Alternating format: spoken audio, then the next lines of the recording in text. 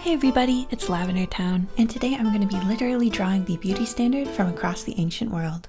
So this version of the video was actually requested by you guys after I released one for the beauty standards through the ages. And of course, immediately I wanted to start with ancient Egypt, partially because I've always been interested in ancient Egypt ever since I was a kid, but also because ancient Egypt has well-documented evidence of cosmetics, beauty procedures, as well as two beauty icons in Cleopatra and Queen Nefertiti.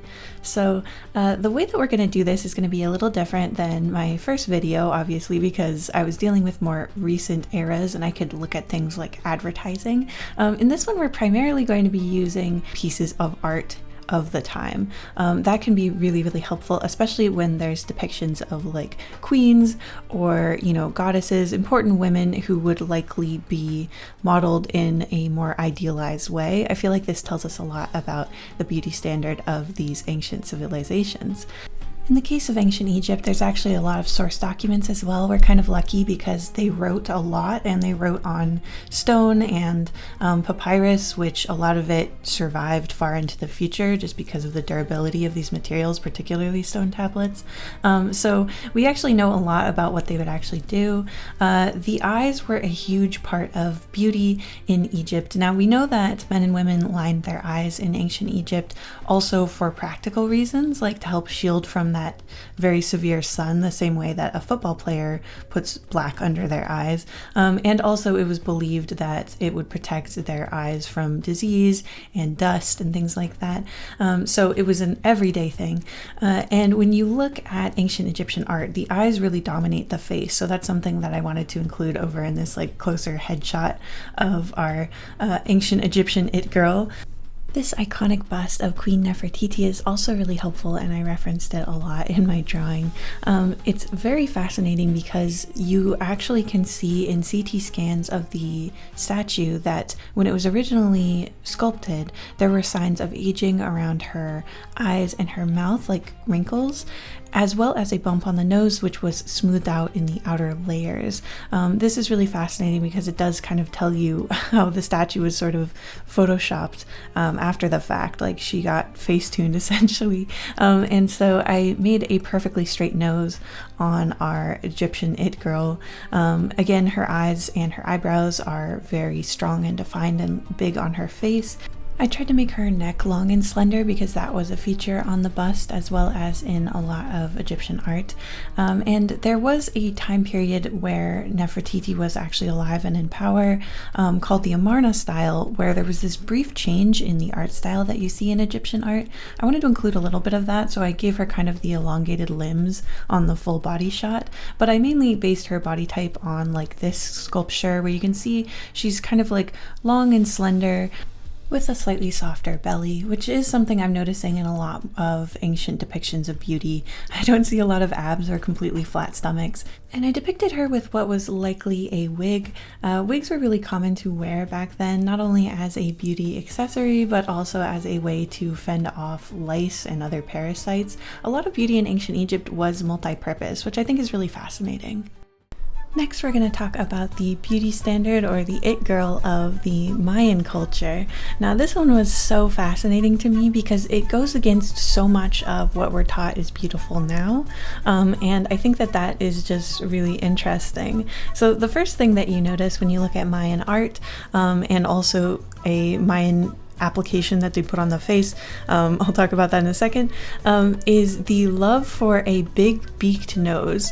Now, this is something that is under constant attack in our society right now.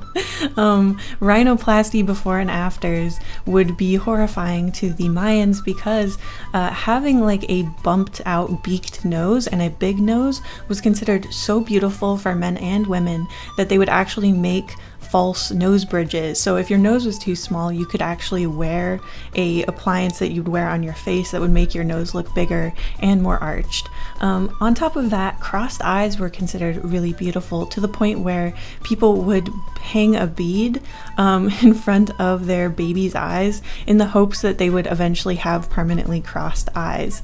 On top of that, there was a styling of the teeth. This was very painful. This is not something everyone would do because it was like horrifyingly painful. But we do know that some people would have these carvings done into their teeth that would create these kind of interesting like T shapes, and they would also drill into their teeth and inlay jewels and jade. Again, this was a bit more of an extreme body mod. Not everyone was into this, but it is something that is so interesting, and because it was kind of a rare and special thing, I'm going to put it on our it girl because she's getting the work. She's getting everything. Another thing that almost every Mayan had, like we see this on their skulls, is that they would actually force back their foreheads to slope backwards. This was seen as something that implied intelligence. Now you may be asking, how did they do that? Well, they would use two boards, and when they would have a new baby, you know, when a baby's head is still kind of soft, they would just kind of like gently smush the baby so that their forehead is a little bit more sloped back. I don't think this would have necessarily hurt the baby. I couldn't find anything that would imply that. We know that even children who lie on their backs too much when they're infants can have kind of like a flat back of the head. So I'm guessing this was not a super like painful thing like the teeth thing, but it's interesting because it was so ubiquitous. Like you see it on the remains of so many Mayan people. So this was like a really critical beauty standard that everyone kind of went through. And then other than that, I just tried to feature jade. That is something that is really common on jewelry and adornment, and piercings were really common for men and women, as well as facial scarification and facial tattoo. Next, let's talk about Japanese historical beauty. Now, I'm going to be pulling from a lot of different sources, including like the Tale of Genji, a lot of old Japanese art, as well as Miyako Fuzoku Kewaidan, which means Cosmetic Customs of the Capital. It is a beauty Bible from 1813. Now, that's actually pretty modern compared to a lot of what we've been looking at, but I was just so excited to find a vintage guide to being a fashionable, glamorous city girl. So I'm going to be looking at that a little bit as well. Some of the consistent things when it comes to Japanese beauty throughout history is pale skin and this very particular kind of face proportions. There's like a long oval face that you see depicted a lot, as well as pretty delicate facial features. Nowadays, a lot of like cute Japanese cosmetics and stuff are really moving towards enlarging the eyes as much as possible, but you don't see that as much in ancient depictions or older depictions of Japanese beauties. So we're kind of pulling more from that older style. Body type wise, it's always interesting because like I grew up in a time where everyone was always trying to emphasize the waist, but in ancient and historical Japan, a lot of the times women would actually pad around their waist so that they would create a perfectly straight silhouette. I also looked at pictures like this one where a woman is applying her makeup and she's pushed down her kimono so that she wouldn't get makeup on like the edges of it. And you can see that the body type is not super like skinny or hourglassy. That just was not in at the time. I also wanted to feature the blackening of teeth, which is a really interesting cosmetic like styling thing that women would do after they were married. And when Westerners came to Japan and saw this, they were horrified. They thought this was some kind of way to intentionally look ugly to prevent infidelity. But Japanese historians say that that is very unlikely, and it's more than likely just a styling thing that Westerners didn't like, but Japanese people did.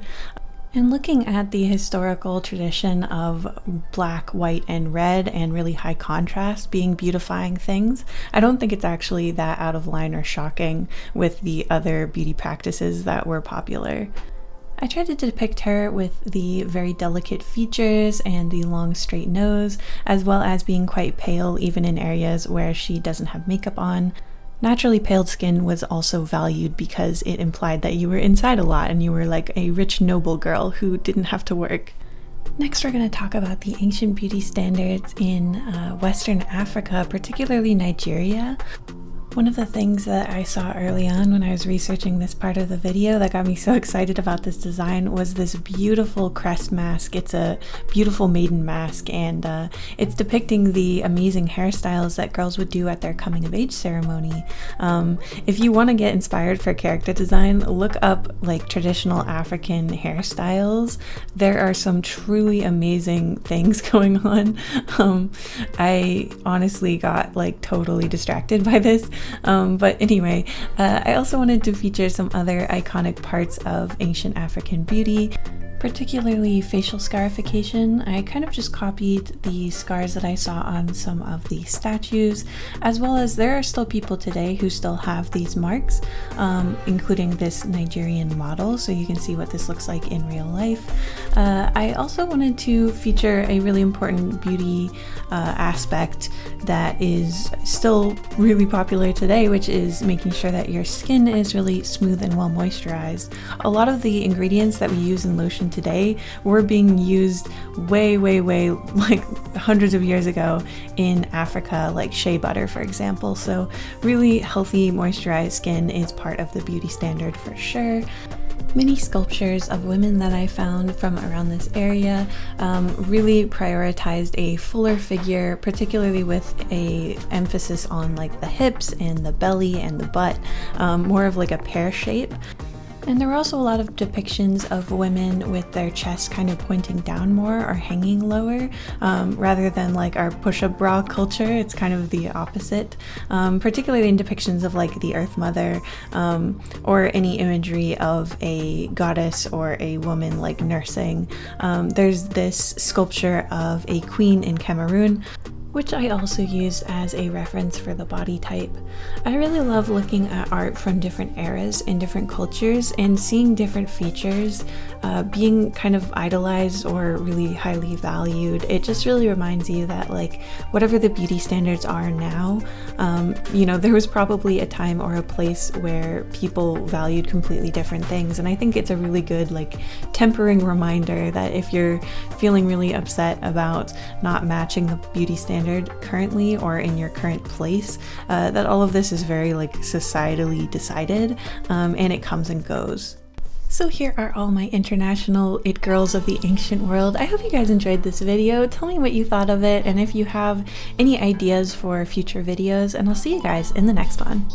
Thank you so much to my wonderful members and patrons, including Alice Exley, Neko Omori, Roger Baker, Trexa Panda, Zio Reyes, Lucian, Shaola Ninja, Lexi Ramos, Lonely Zealot, Novel Goblin, The Mousy Mouse, Spark of Curiosity, Rosie Valentine, Paul Savinet, Frog Scourge, Jessica Cook, Prince Piplup III, Celery Sticks, I'm a Potato, Honey Kitten, Nee Nico, Loro, Data, Lily McFarlane, Skitten, Gold Pikachu, Ace Wander, Jordan, QB, Jeffu, Songbird Galesworth, Sunshine, Whimsic, Hoodle Doodle, River the Goblin, Raz Tarosh, Graveyard Moss, Grexius, Emmy Lightning, The Midwestern Menace, CB, Lucy Yamajiki, Liv Liv, Ravenscrow, Zocelot, Teal Music, Jabber Dabber Doo, Light Jewel, Kadaria, The Expressive Poker Face, Tsuvaki, Cutie Pie, Ice Cream Pal, Cola, JJ Jade, and of course, Lib Lib Lib.